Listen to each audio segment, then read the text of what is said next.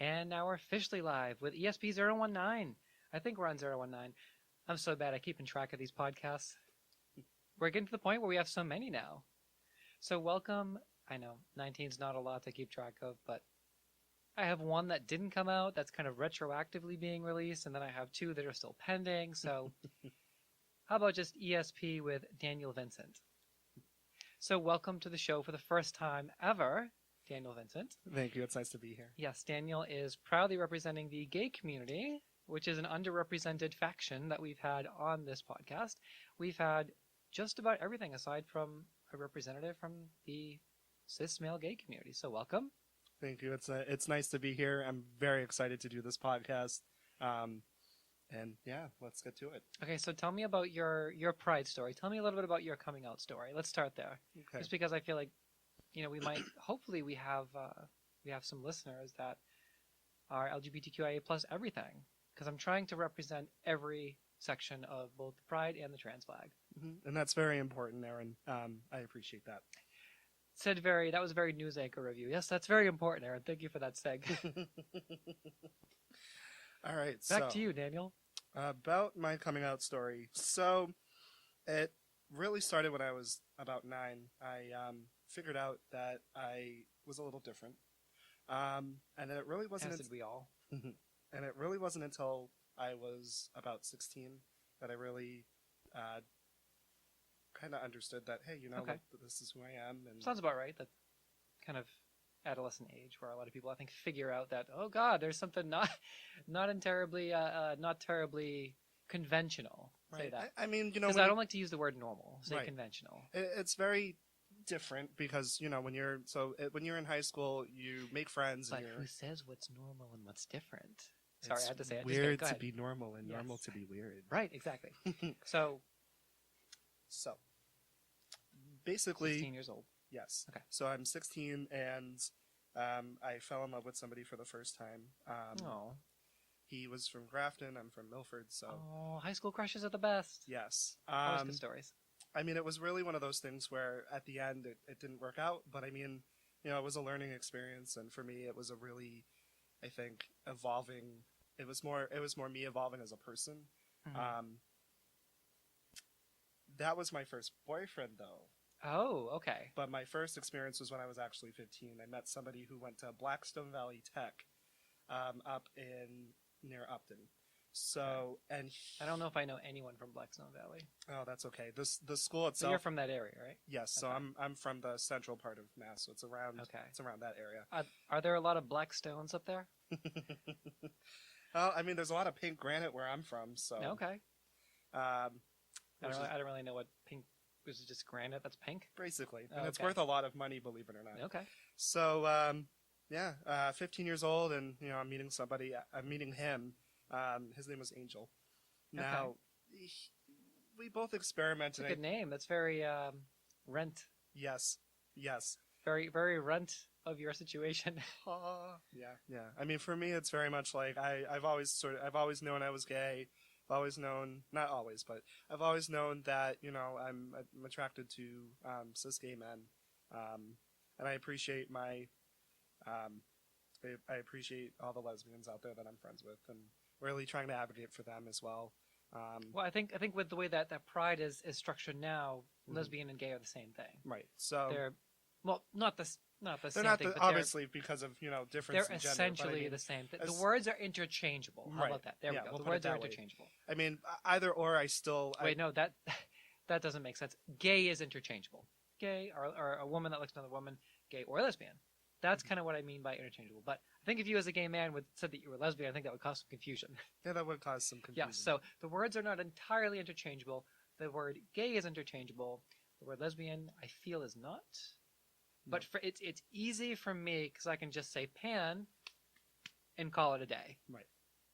Or heteroflexible. I think some people might call me heteroflexible, although I think I'm way more pan because I'm kink friendly, trans men, trans women. I don't discriminate. I would theoretically be interested in any or all of the above. I mean, my boyfriend now is a cis male. So I think a lot of people might say, oh, you're just heteroflexible. But I mean, I feel very strongly that I'm pan, so. And that's good. I mean, I dated women for mostly my whole life, happily, and then I just said, "Oh, it's time to start dating men." And how much happier are you now?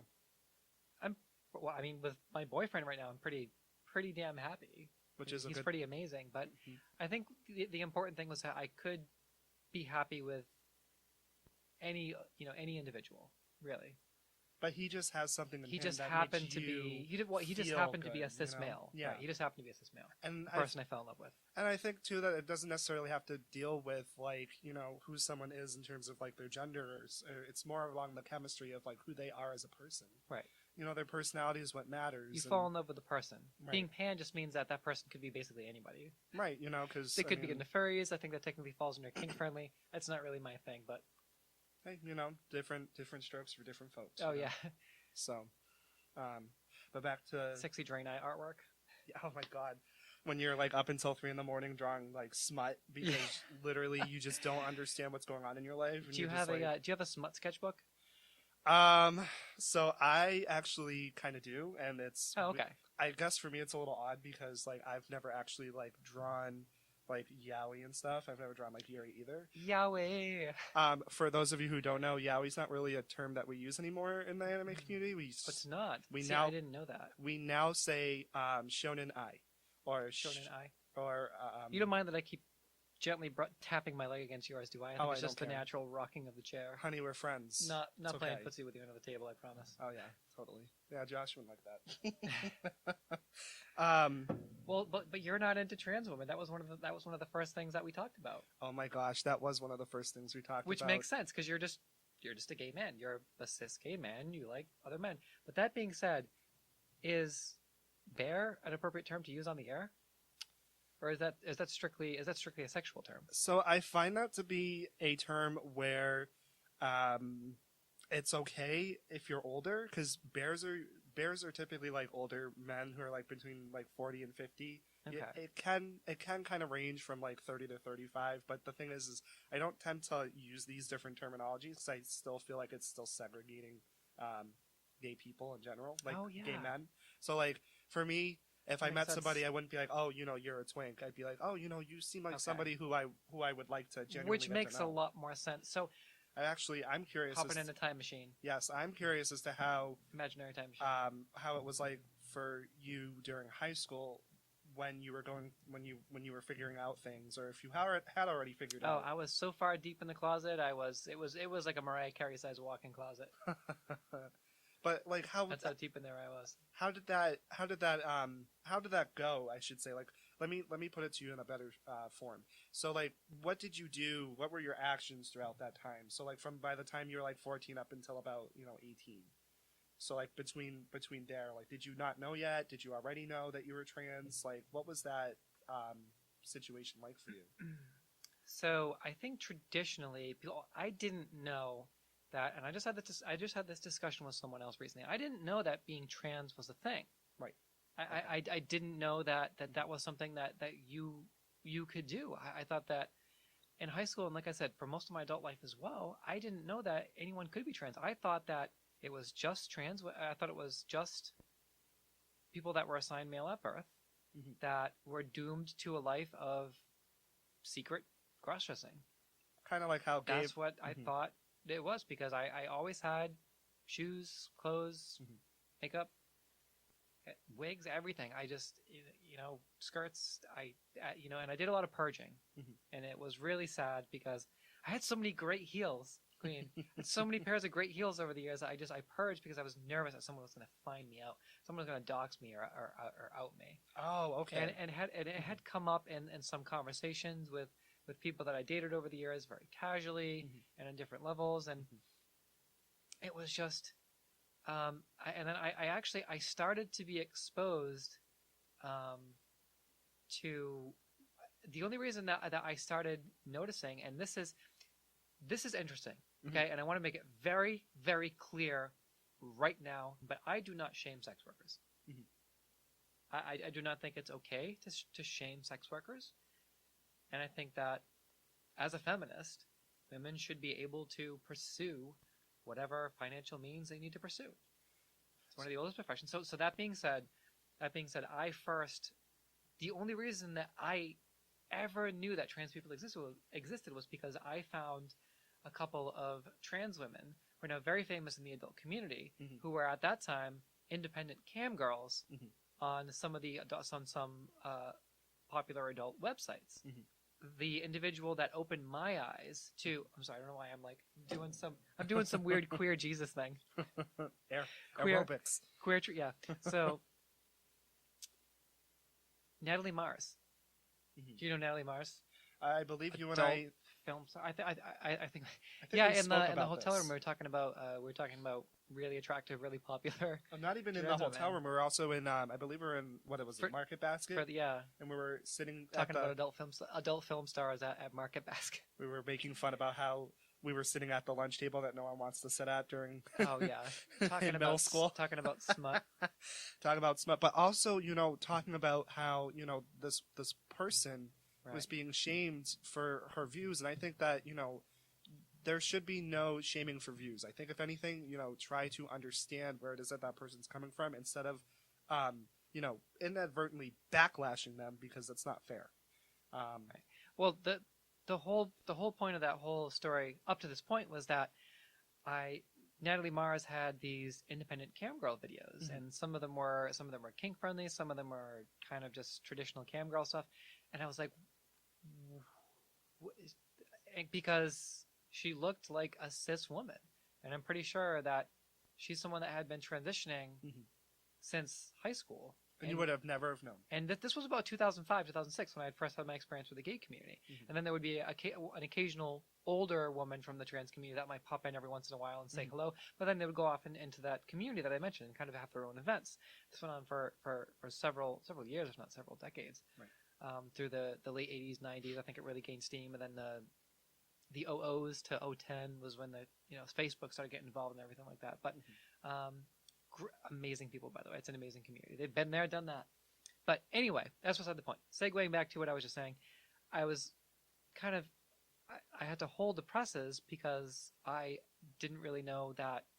I didn't really quite know what was going on because I had never been exposed to that before. I always thought that, again, gender dysphoria was just that I was just basically going to be screwed for the rest of my life to struggle with what I know now as gender dysphoria, but I didn't know what it was at the time, and just kind of have this secret.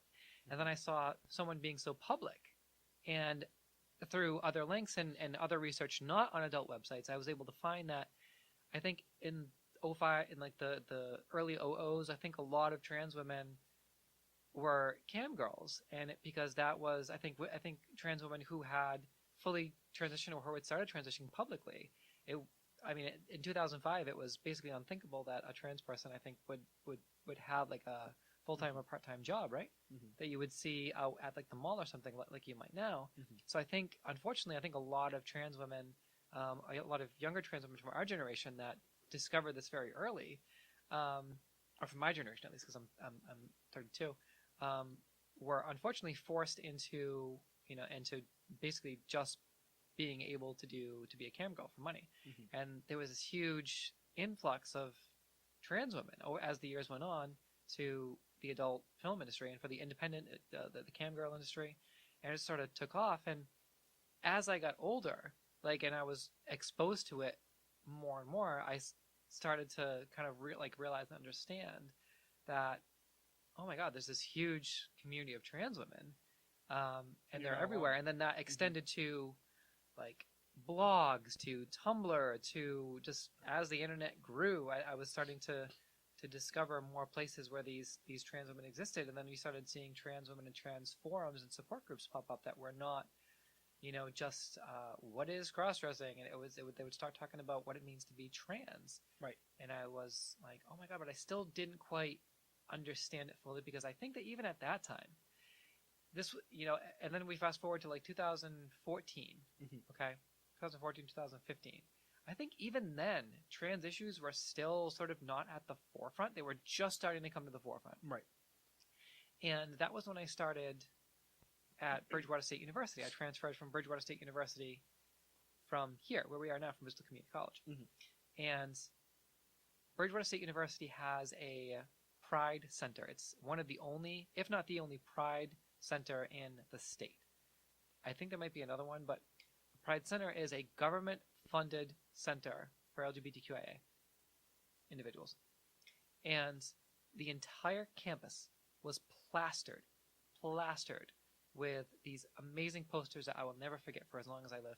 And they were like these almost like these inspirational, like World War II style propaganda posters, but it was awesome because they were from the LGBTQIA Pride Center. Mm-hmm. And there was one, and it was the pride flag, and it said BSU Pride Center, and then in like big bold print it was like and they had all different ones, like there was one that would say for gay, for lesbian, for queer, and then there would be another one that would say for trans, for questioning, for ace, and then at the very end of it all it would say Pride Center, here for you. And they were plastered, literally you could not turn a corner without seeing these huge posters, and I was like, oh my god. So I started to do more and more independent research on different forums and everything. And I think at that time, it's unfortunate, I think, the internet was still saturated with cross-dressing reading material. Yeah. And I think being trans was still trying to push itself to the forefront of being like, no, gender dysphoria is real. Right. So I eventually just kind of learned more on my own, and Tumblr actually helped me quite a bit. Mm-hmm. I think Tumblr really educated me on more than any textbook or forum could ever do. And then I realized, I was like, oh my god, it's gender dysphoria and I'm trans. See ya. And I just took off. Literally, no, like the second that I learned to fit like that I put all the puzzle pieces together, I was like, peace. That's wonderful. I'm out.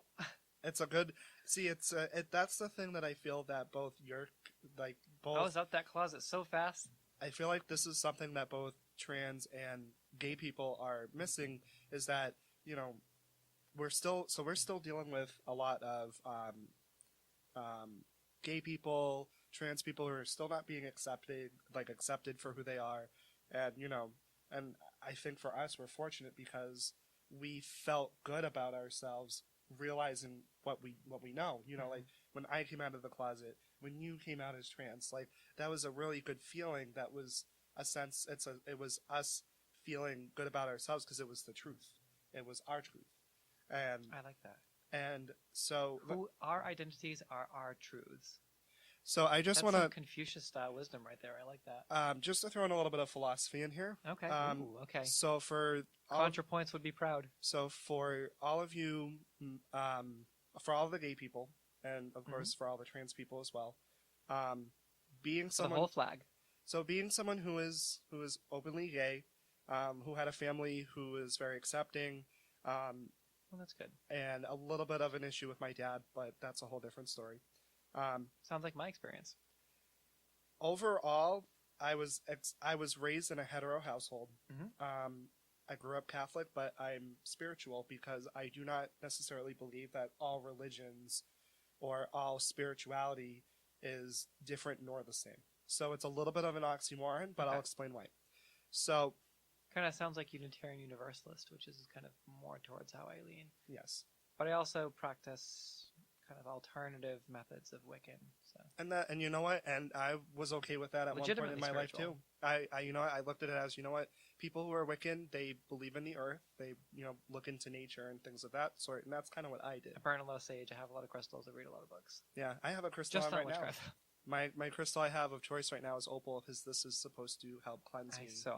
So this was actually given to a friend of mine who rekindled the fire of our friendship with me, and I couldn't be happier with her because she was going through a period of her life where she felt she was non-binary, but now she... and she's using feminine pronouns? Yes, so she's now using she and her, whereas before it was just they and them.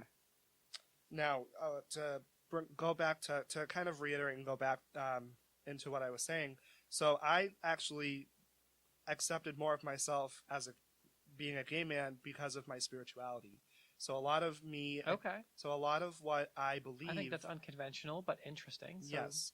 A lot of what I believe is that we are given a truth in life, and we are given a path. Okay. Oh, this is what you meant by the truths. Yes. Okay. So in That's right. Walk the path. We can choose to follow the path that's given to us. Most spiritualities say that you have a path before you and you have to follow it to right.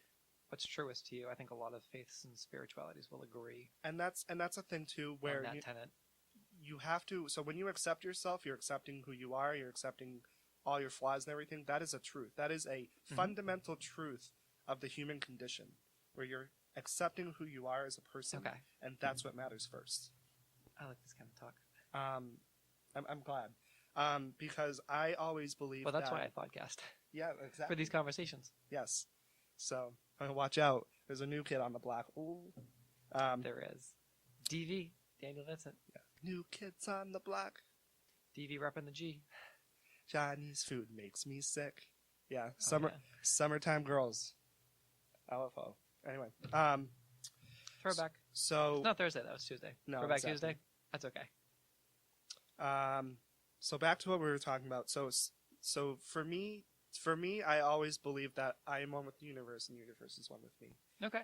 Whether or not people believe if God is the universe or not. Super expansive, but yes. I like it. That's up to them. Okay. Right. I think everyone has. I think a lot of people in the queer community have very strong feelings about this topic. So if you get some backlash, don't worry about it. I think just a lot of people in our community have been persecuted by religious organizations, and I have because of who they are. I have a story about so when it's interesting, but also good that you have your own strong spirituality. Yes, that you're confident in. But I think a lot of I hate to say because you go back to logic and reasoning 101 and everything. It's I'm loath to say most, many, some, but I feel like the narrative most of the time for the queer community is that organized religions, especially in the West, are more often than not extremely prejudiced against. Oh, of course, and there's community. No doubt about that. Even here in the Northeast, there's still a lot of controversy with religion. I mean, there's there can be. I'm sorry, I keep bumping into you. No, it's okay. And I can agree and relate to this, because when I turned 21 and I came out with my spiritual enlightenment, what ended up happening to me was I was curious about theology, and I ended up getting involved with a I'll say quote unquote cult, because what ended up happening was that this. Oh, I think you had mentioned this to our circle of friends before. Yes, this particular group. This is a wild story. I'm not going to. I don't want to offend anybody with their religious beliefs or anything. But it was a particular group of Christians that I did not appreciate them coming into my life, trying to force the Bible on me and trying to tell me that being gay was a sin. I felt very spiritually violated. Mm-hmm. Yeah, and it's taken me 3 years to get up from the rabbit hole. Should. Yeah. So I don't want people feeling like I want people to understand. I want the gay community and the trans community to understand that there is a way out, and through that way out is by talking to the people who you care most about, whether it be a friend, whether it be even if it's a stranger, let's say, that you've met and you've talked to on the train, and you trust that person, or let's just say, if you have a really good friend who's also gay, or who's trans, and in whichever way, these are the people that are going to be the most accepting of you, because they identify with you, they live with you in your struggles. When you have these sort of struggles, I feel that it's important to be able to have empathy in these situations. Yes. And to talk to people about it. And I know that's very hard right now. No, well, we need more allies. Yes. We need more allies. For anyone that's not part of the LGBTQIA community, this is how you be an ally. You support your queer friends. Yes. That's all. The other thing too, as hard as you can, and that can be at varying levels, but being a good ally means, I think at its very core, I think at minimum, no prejudice. Well, that whatsoever. Too. Well, I think that's kind of I think that's a prerequisite. Yes.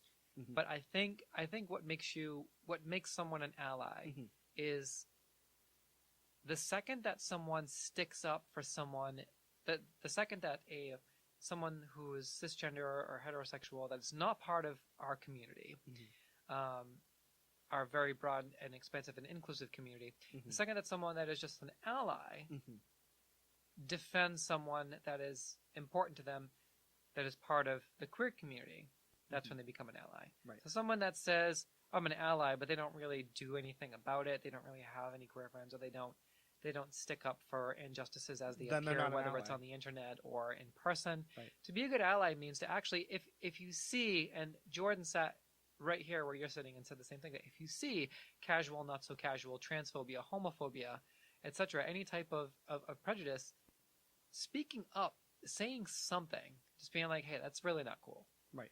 That makes you an ally. And and then there's a lot of other things you can do. You can campaign, you can donate to different GoFundMes that, there's a lot of individuals in the queer community who are really suffering and who actually legitimately don't have money and actually seriously need help. You can, Right. or even you can donate to organizations like the Trevor Project or the It Gets Better Project. And there's, the National Human Rights Campaign. There's so many different, campaigns and organizations that you can donate to. Right. And sticking up for, homophobia, transphobia, when you see it, that's what makes you an ally. And then doing more than just one of those things makes you a great ally. And by the way, being an ally doesn't just mean to stick up for your fellow gays and fellow trans. It's also about, really Or getting your friends who are gay or trans. Right, really getting to understand the friends that you have, because yes, understanding is important. well, it's also to get into the empathetic regions of really the emotional aspect. It's really about I call that a fundamental. It's more of a fundamental issue, because again, these emotions are not being surfaced properly. They're not being taken care of properly. It's important, I think, for those of us who have empathy, who know what it's like to be knocked down and then come back up. It's our responsibility to help these people even the younger generation. It's up to us to help them, I think, understand that they're not alone. Because Solidarity. I mean, it's really important, because I was a little. I think you remember, like, when we first started chatting. It was like 3 years ago, I believe. Mm-hmm. And I 2 or 3 years ago, yeah. And I really didn't understand anything about trans. I knew everything about me, like glad I could knowing everything about being what it's like to be gay and everything. But exactly, like, I got to know you. See, guys, the thing is you got to get to know somebody as a person first, and not necessarily look at the label. Because when you're looking at someone through a label, that's also like saying, like, from a fashion perspective, I'm going to look at you and judge you based on how you dress. But maybe you're dressing creatively today. Like, that's why I look at things artistically now, because I feel that people dress different, they behave differently, and it's beautiful. It's a beautiful thing to see somebody behave differently than yourself. So just bottom line here is just to not allow yourself to be prejudiced, allow yourself to be open-minded. And being around like-minded people, and support your fellow gays and support your fellow trans. Support your fellow gays, absolutely, and your fellow trans. And you did help me, though. You really helped me, I think, to understand more about trans people. Good. Because I'm good. Good. I'm glad. Is what I meant to say. Yes, because it's important, guys. Like, just meet a really awesome feminist who likes to go to conventions with you. That's me. And then laughs at you because you're drunk at 3 o'clock in the morning playing a game. Oh, that's just because your laugh is so contagious. So what was that game that we were playing? I think it was like, am I allowed to swear or no? No. If it's in the name of the game, then yes. I believe it's either Messed Up Friends or it's Messed Up Friends. Messed Up Friends. We were playing that, and I had I think I had a little too much to drink, and I just had a really fun time, and I was just laughing so hard. We had a noise complaint. We had two. There were two noise complaints in the whole entire convention. Like the time we were there, and we were one of them. Sorry, AC. Meanwhile, Michael, we're having too much fun. Michael Tatum is still hot. Michael Tatum? Yeah. Chad Michael Tatum. Michael Tatum. Although they did make a Channing Tatum joke. Yes, they did. And our little joke is we call him Chad because that's funny. But Chad Michael Tatum. But yeah, J. Michael Tatum, he's good. He's somebody I appreciate in the anime community. Yeah. So that anime convention was pretty awesome. Jordy was just on the show, and we talked about. Basically, we just did a full AAC recap. So yeah. But we did go together. So last episode's co-host Jordy and I went together with Daniel. and also our friend Eve and Jessica. Yep, and it was a lot of fun. It was one of these. It's one of the reasons I go is because it's a really good experience, and it's nice to be around people. Anime Boston's coming up too. Oh, I'm so excited! I won't be dressing up for that because I'm doing probably cosplay operations again or con ops again. It is nice to be around. It is nice to be around other like-minded nerds, though, which is the whole point of this podcast, the LGBTQIA friendly nerdcast. And we're totally weebs, Geeking just so you out. know. Oh my god, it's in the intro, and Yeah. of course that weeb-ish. Just a little weeb, you know. Yeah. Weird flex, Just but a little okay. bit. Yeah. No, so there's I'm on a Discord server for the Wormrest Accord server in World of Warcraft, and the Discord server has 30 different categories, and there's one at the very bottom, and it says it's weeb quarantine. That's And- funny. And anyone that talks about anime or Japanese video games imports is immediately switched to the weeb quarantine channel. Kawaii. I'm such a weeboo because I speak a little Japanese. Oh, Totally. that's okay. Actually, I think we both. You've been studying Japanese more than me, so I'm getting to that point. Manadeimasu. So, what I should have It's said. okay. It's not. I use Duolingo, so it's not. I didn't take it at a college campus. See, I no longer use Duolingo. I'm actually using another app, which if I grab my phone, I can tell you exactly what it is. It's actually really interesting because what it does is I do have the Genki textbook though. it allows you to. I have an English to Japanese dictionary, but what it does is it allows you to see Japanese people speak to you in the way that the word is supposed to be pronounced. It's called memories or memrise or something. Oh yeah, that's actually recommended by Bridgewater State University as a learning app. I actually, So maybe I'll have to look that up. I believe it's like $18. Memrise. I think it's $8 expensive. for the first month, and then like for the whole year, it's like $53 or $56 depending. It's setting powder all over my leather jacket. Huh? That's okay. That's things. Because like for example, I didn't know how to say I'm hungry, and now I know how to say I'm hungry. Onaka ga suitemasu. So Okay. it's pretty cool. Anyway. Onaka ga suiteimasu. Or if you say I'm not hungry, you say onaka ga suiteimasen. So masen is like the negative. The form. negative. Yeah. So you know that.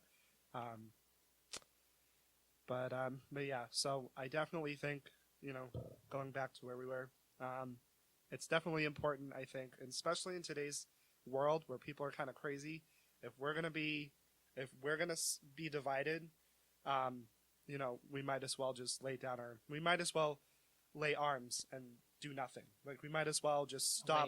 Lay arms. Meaning, like we might as well just put our Lay down our arms. yeah, lay down Okay. our arms. We might as well just not do anything and just let people walk all over Let's us. lay arms together. Yeah, totally. So, okay, back to absolutely correct. Be a good ally. The trans community and the gay community, we need to work together. Absolutely, 100%. I think we were going to mention that there was, a bit of a fractured relationship between the gay community and the trans community, Yes, we were. but that's not really important. It is, but it isn't. But what's important is that Daniel and I are sitting here right now, and we're telling you that we all need to work together. Solidarity, whether you're gay, lesbian, non-binary, bi, pan, if you're just an ally, trans, any type of trans. We have the trans flag back there, trans man, trans woman, non-binary, gender fluid, gender flux.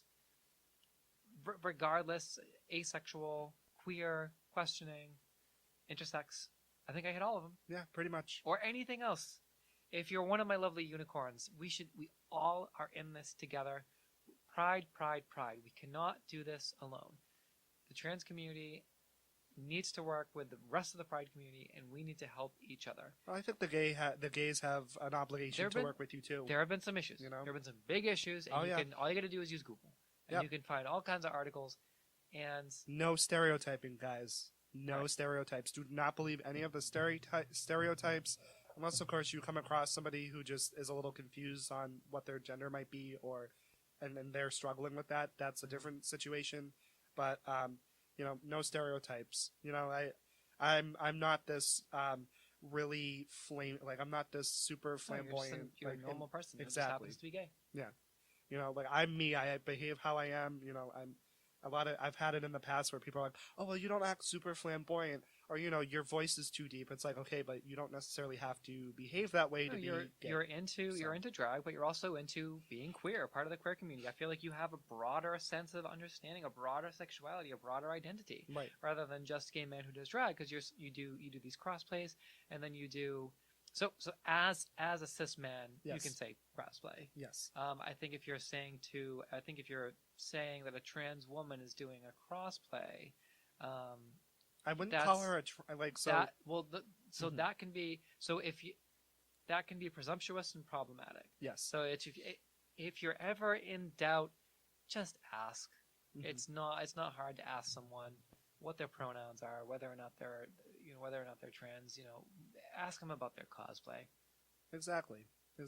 It's important to understand that, you know, you have to look at it from their emotional perspective too, because you don't know what's going on with them. You don't have an idea Right. of, you know, what's going on in their head either. Just ask. So, you know. So, yeah. Okay. So yeah. So stick together. Solidarity. We can do this. We can do this, y'all. We can Seriously. definitely do this. Listen, if Eryn and I We're making can, progress. everybody can do Yep. this. So. Oh, Democrats control the House now. Oh, jeez. Yeah. That's pretty cool. Yeah. So I think we're gonna see hopefully some progress in the civil rights front. Yeah.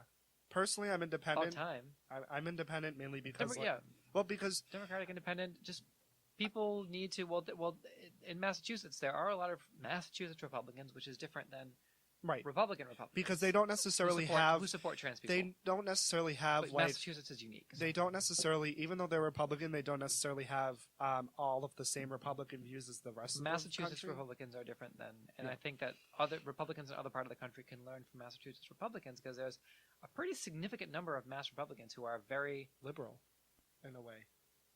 who are very supportive of the queer community. Yeah. Well, that's what I meant when I said liberal. And not just okay. And they just don't say it. They actually vote on and enact policy that helps to protect members of the trans community. Right. So I think, like I said, a lot of other parts of the country can learn from a lot of Republicans in other part of the country can learn from the example that the Mass Republicans are setting. Right. I think the main We're difference. getting too far into politics. We need to start talking about anime. I know. Yeah. No. The only I'm agreeing with you, in that I think the rest of the country could learn a thing or two about Republicans, because I think they. I like that we're getting very assertive to the point where we're banging on the table now. Well, sorry. It's just because I do believe that they understand that it's not about their personal beliefs. It's about the beliefs of all. It's about everybody being basically in a safe environment is what it comes down to. Because yes. you know, you have to not look at it from that little narrow hole in the wall. You have to look at the whole big picture. And is this really going to be safe for everybody, or is this only going to be safe for the few? Yeah, exactly. So safety is important for policy. And y'all, that's the difference between Massachusetts and I think in New England in general, as opposed to the rest of the country. Yes. So speaking of Nerdcast, Mhm.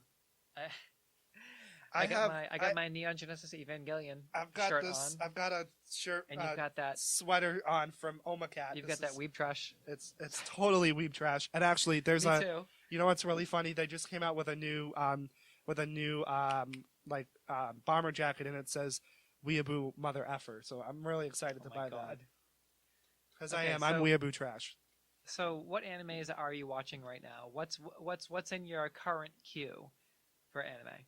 Oh gosh, actually, it's like it has nothing to do with anime, but it's kind of related to somebody who likes anime, and I don't know if you're familiar with Rebecca Sugar with Steven Universe at all. Oh, I'm familiar, but I haven't really watched. I'm into that. Well, I've actually been watching Castlevania on Netflix, which is a little bit newer. Yes, that is anime style. Is that made by an American company? I'm not entirely sure, to be honest. I can probably double check. I actually added it to my list because I love Symphony of the Night. Mm-hmm. I got it when it was on the Xbox. What am I watching? Words. I got it when it was on the Xbox Arcade. Mm-hmm. Oh, there is another anime that's actually really good that I recommend. Okay. It's called Kakegurui, and it's actually Kakegurui. Okay, what's that? So Kakegurui is a anime that takes place in an academy. It's a private academy. More academies. Okay, academy trope. But kind of kiss, kiss, fall in love. I'm just kidding. Not Ouran High School, goodness. but basically what this anime is based off of is the host club. Yeah, totally. You play what it is the school is known for their gambling. And so what you do is you see this girl named Yumiko Jibami. She's the main character. And throughout the whole entire anime, she's battling all of the student council. So basically, in terms of battling, she's gambling. She's risking to gamble everything. So basically, she has a fetish where she likes to gamble. And she loves risking everything. Okay. Interesting. It's weird flex, but okay. Definitely weird flex. But y'all, if you ever seen Cowboy Bebop, Bebop. Wow. One of my favorite animes of all time. Anime intro to Cowboy Bebop is very similar to Kage Oh, Gurui. that's what you were showing me at the convention. Okay, it is. Okay. It's very similar. It's got a very neat intro, and it sounds very much like Cowboy Bebop. You said Kage Gurui? Kage Gurui. Oh, G as in... Yeah. Okay. So Kage and then Gurui. Kage Gurui. Okay. Hi. What does that mean? Oh my god. This is too weeby now. We need to sound the weeb alarm. Yeah, we really do because So I don't think anybody really knows, but Eryn and I have been trying to we've been studying Japanese for a while because initially I was trying to go with her to go to Japan next year. I don't even know if we're gonna make it this year. I think we're gonna have to plan it for 2020. Yeah. For the new decade. Unfortunately. I'm okay with that. Yeah, I mean it'll be a little bit easier. A lot of my friends in Japan now is coming back, which is the great thing about actually going with a school with a study abroad program. You actually make lifetime friends. Go. That means go. Oh boy. Oh Daniel, what are we gonna do with you?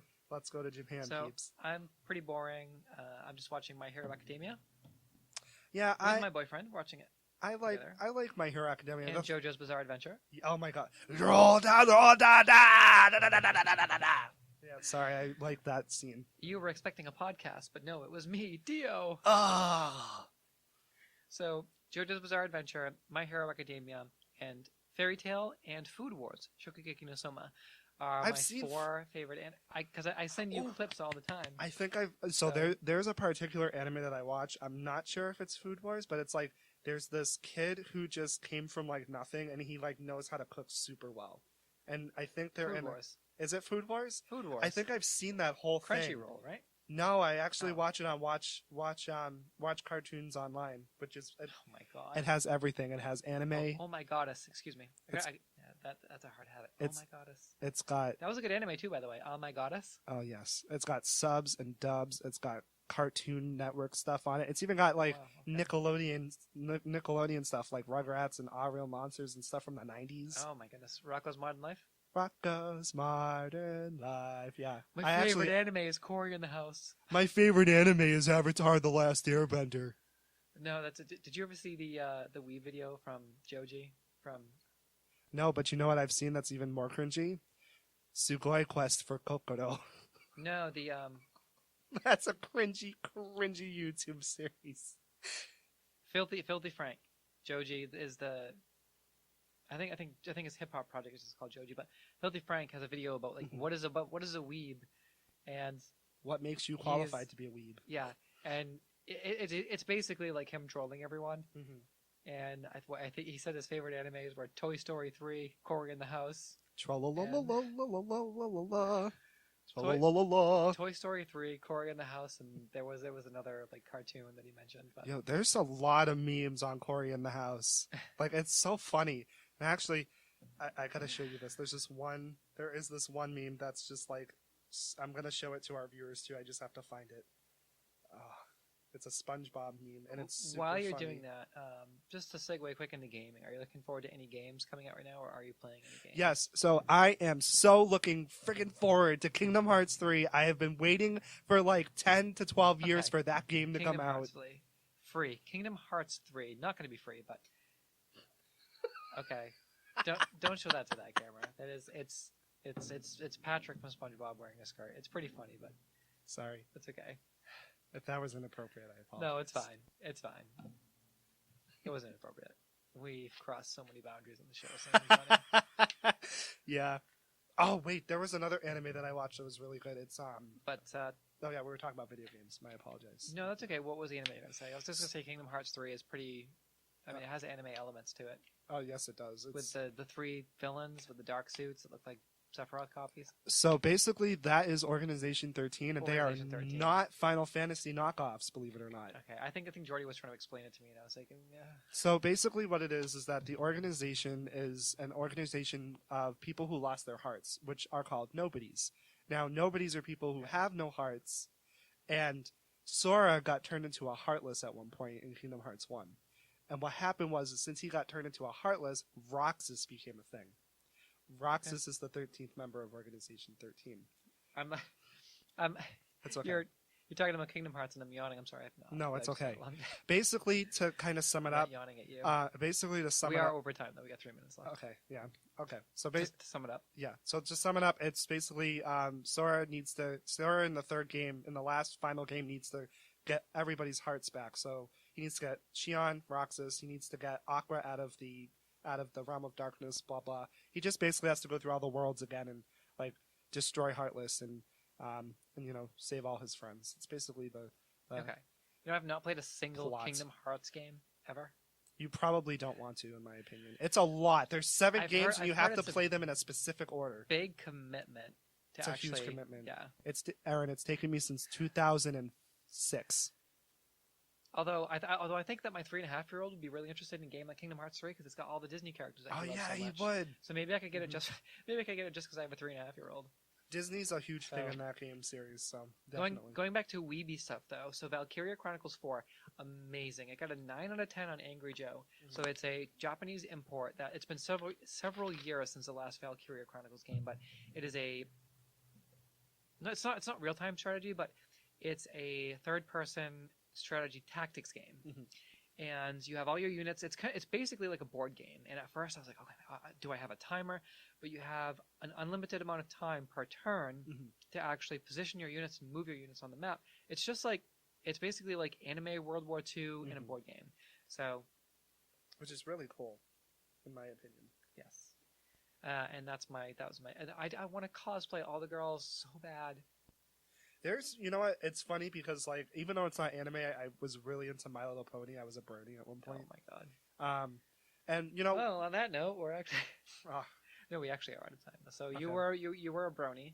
Yeah, basically to sum that up, what got me into cross dressing and what got me into crossplay was actually Rarity from My Little Pony. She's a fashion designer, so that's why I dress up as her.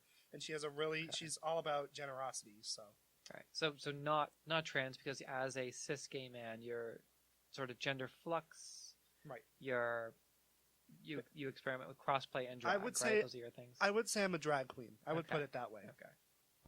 Okay. Cool. Right, makes sense. So ESP, Daniel Vincent 019, I think, if not 020. Yeah, and I would like to come back too. Yes. Oh, I'd love to have you back. This is awesome. Yeah. Once we started going with the flow, you're actually pretty good at. Yeah. Going back and forth. So. The banter. Lots of banter. The good banter. Yes. Well, thank you for coming on the show. Thank you for tuning in, my lovely unicorns. Do you have anything else you want to add? Closing final thoughts? I would just say solidarity. Stay true to yourself and find that one person that matters to you most. Oh. So. All right. ESP 019 or 020, wherever we are. Thank you for tuning in. We will see you in 2 weeks. Thank you, my lovely unicorns. I love you all. Until next time. Bye-bye. Bye-bye. Bye.